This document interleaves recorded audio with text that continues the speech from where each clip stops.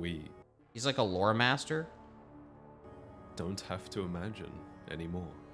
All right, is this like a breakdown? So it has an open world with roaming encounters that can be engaged in different environments.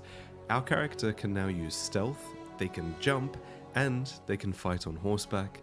This mount can double jump, it can boost jump. Oh my god, I and did it not can notice a vanish double. into thin air when you leap off of it. And, you know, as expected, this game has a really great sense of art direction and world building. Elden Ring is coming to current and next-gen consoles and PC on January 21st, 2022. But until then, let's just gush about this trailer and talk about some of the things that it's really easy to miss. The tarnished will soon return, guided by grace once lost.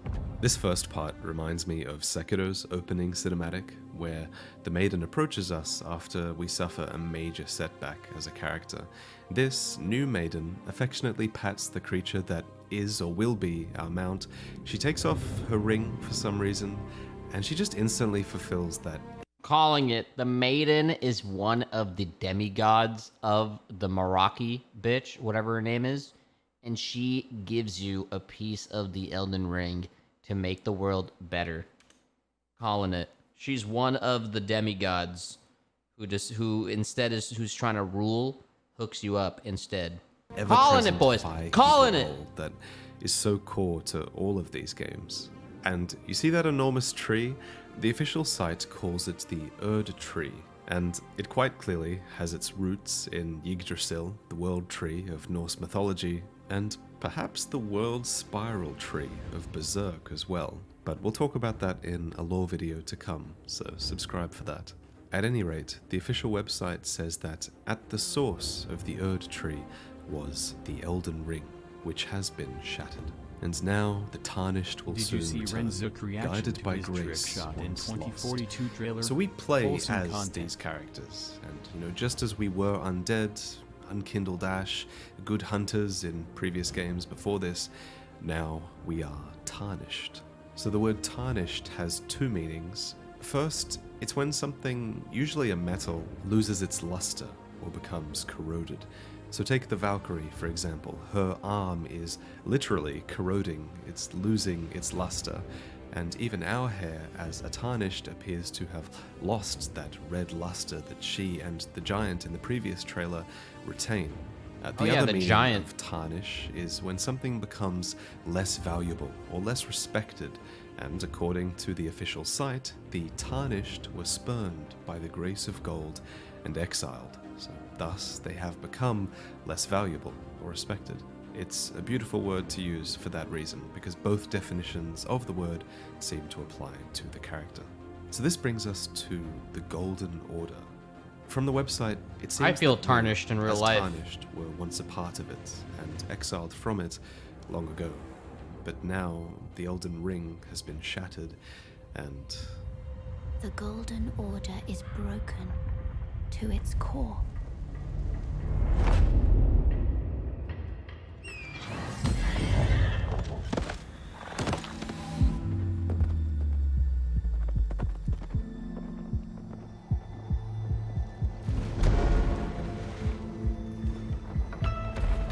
I wonder if you can fast travel. let's talk about our mount, who a lot of people have started affectionately calling Yakul on account of its similarity to the Red Elk in Princess Mononoke. Great movie. Good movie. This wouldn't be Good the first movie. time that Miyazaki or his designers maybe were inspired by that movie, and Yakul here is certainly capable of some seriously gravity-defying jumps, just like his movie counterpart. On the Japanese Elden Ring site, it's actually called a spirit horse, which explains its ability to suddenly appear and vanish beneath us. The way it appears and disappears also has interesting implications for the gameplay.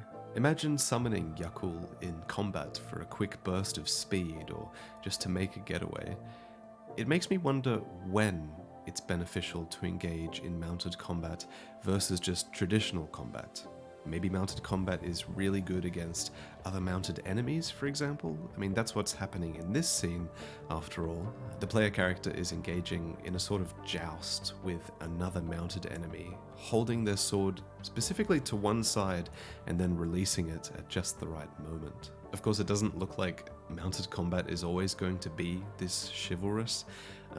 The character in this screenshot, for example, looks just about ready to leap off of his horse onto us, and later on in the trailer we actually do exactly that. Here we're attacking this mob of hollows, and this mob and the mounted enemy that we fought earlier, they're all escorts for these two giants and the carriage that they pull via this spike and chain that is plunged through their sort of cavernous chests.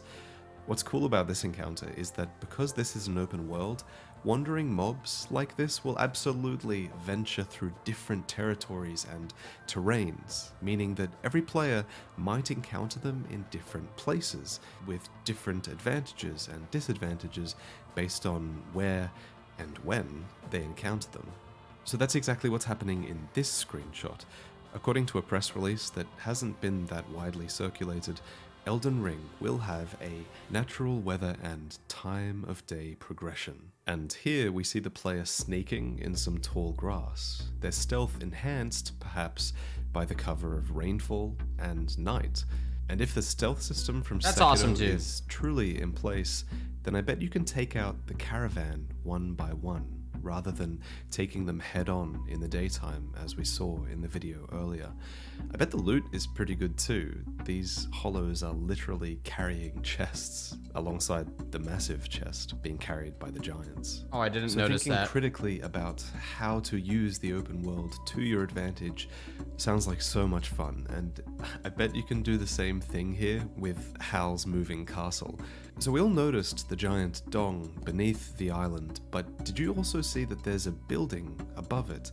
I bet that you can watch and wait for this island to wander into different territory and then maybe jump off a nearby cliff onto the island. Open world games are just at their best with dynamic events and puzzles like this, and it might be too early to say this, but I think From Software are thinking really creatively about this kind of thing, and I'm here for it. Foul tarnished, in search of the Elden Ring. It's a cool breakdown. I didn't notice a lot of those subtle things. I've heard many times there's a working day-night cycle in this and shit, and weather. I don't think he made that up. I've heard that as well. I think it's confirmed on their site, actually.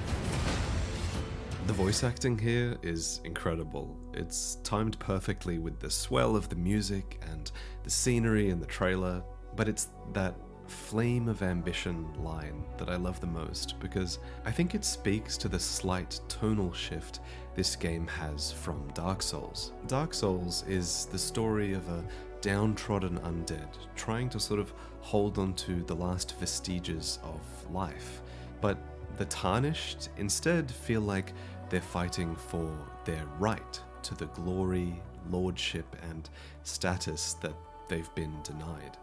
That's a significant difference, in my opinion. And this increased sense of character agency translates well to an open world where you have more control over your path, where you choose which castles to conquer or which caves to explore. I'm also just really excited for the gameplay variety that this should introduce, because you'll be going between, exploring a big open world with dynamic encounters to exploring the more tightly designed dungeons with the level design that we know and love from Software. It'll be great to sort of contrast those two things, right? In many of these darker dungeons and caves, the character wields a torch, which gives you light in exchange for a shield or two-handing your weapon. Speaking of weapons though, many seem to come with animations that are pulled straight from Dark Souls 3, to be honest. For example, this is the weapon art of the old wolf curved sword. This is literally the quick step animation you get from holding boss a is so dagger sick. or a short axe. This is the rolling attack of the short bow, and there are many similar magic weapon arts as well. They will fight, and they will die.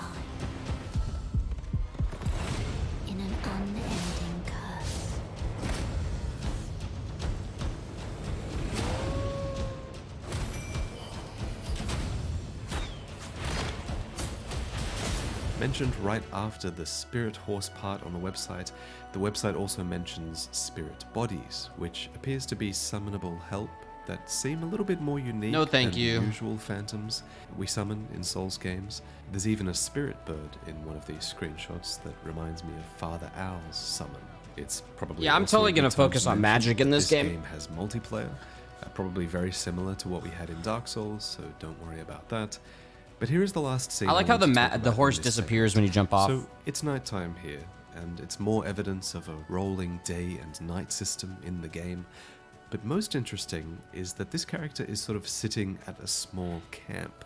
So there is cut content in Dark Souls 3 which showed that From Software was experimenting with the idea of movable bonfires and checkpoints. So what if they finally implemented this idea in Elden Ring?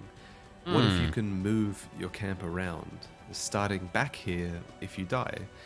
It would make a lot of sense, right, for an open world game like this to have a movable checkpoint system, and I would bet that that's exactly what's going on here.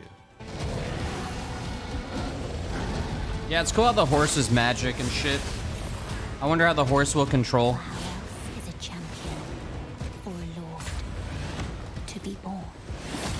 So according to Namco's official site, it's our goal to become the Elden Lord. And it's probably no coincidence that this line about lords aligns with our fight against the Valkyrie character, who is clearly a bit more lordly than we are.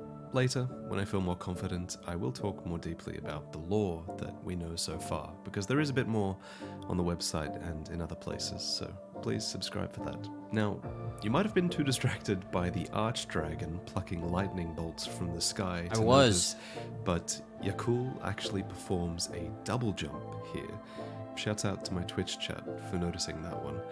The player also he gets streams, a jump man. of their own, just like in Sekiro, so expect a lot of verticality to be present in these levels, and expect lots of hidden paths to explore.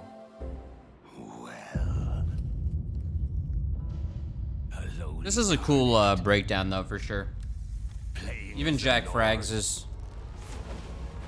I command thee.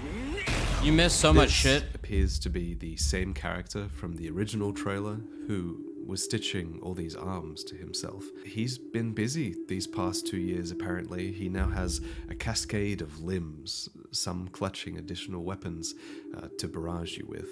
He even stitches a dragon head onto one arm at some point. Did notice that. This character seems to be really important, and his main weapon has a lion crest on it, which is the same crest that you see on many enemies and banners throughout this trailer. Perhaps he's the main boss of this area, and speaking of which, I assume this area, with the tree and with the plains and the castle, I assume it's all part of just one kingdom, and that there are many other open worlds to explore that we haven't quite seen yet. So there are a lot more tiny secrets in this trailer, especially in this section that I'm showing now, and maybe I'll make that its own video, I'm not sure, but before you go, I wanted to say that I've been waiting 2 years to reveal this particular piece of merch, so finally, here it is, The merch! Elden Valkyrie, a helmet design inspired by the Valkyrie character in the original E3 trailer. Oh, that's a For the cool... next 2 weeks only, there's going to be pretty a cool. limited edition, shattered version of this, which has shards of the face drifting past the text. So, if you need a comfy hoodie, zip hoodie, or t-shirt, then That looks kinda get it now nice. before it's gone forever. That looked kind of This nice. was designed by the legendary Chun Lo. I'm down though, man. I mean, that was a cool breakdown. It's almost like Elden Ring took like a unicorn and made the unicorn rated R.